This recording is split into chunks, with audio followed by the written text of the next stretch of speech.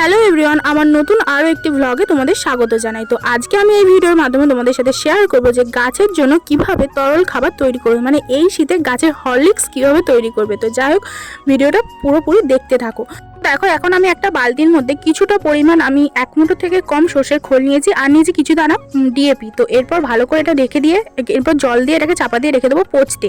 4 দিন পর রেজাল্টটা দেখো, ভালো করে পচে গেছে। এরপর আমি এর থেকে মগের 4 ভাগের 1 ভাগ আমি তুলে নিয়ে 1 বালতি জলের সাথে মিশিয়ে পাতলা করে সেই জলটা সমস্ত শীতকালীন গাছে দেবো। আর এই জলটা তখনই দেবে যখন গাছের গোড়ার মাটি একদমই শুকনো হয়ে যাবে। এটা কিন্তু খুব ভালো রেজাল্ট হয়। আমি কিন্তু সব গাছে দিয়ে দিয়েছি, আর আমার কিন্তু বেশিরভাগ গাছে কিন্তু কুঁড়ি চলে এসেছে। তো রেজাল্টটা দেখতে পাচ্ছ, আমার গাছের গ্রোথ কিন্তু খুবই ভালো, আর এটা হচ্ছে গাছের জন্য বেস্ট খাবার। তো দেখো, সব গাছে আমি দিয়ে দিচ্ছি। আর আমার এই দেখো, গাঁদা গাছে কত সুন্দর বড় বড় ফুল ফুটেছে, আর আমার কসমস গাছগুলোতেও কিন্তু কুঁড়ি চলে এসেছে। তো আজকের ভিডিওটা তোমাদের কেমন লাগলো অবশ্যই কিন্তু কমেন্ট করে জানিও।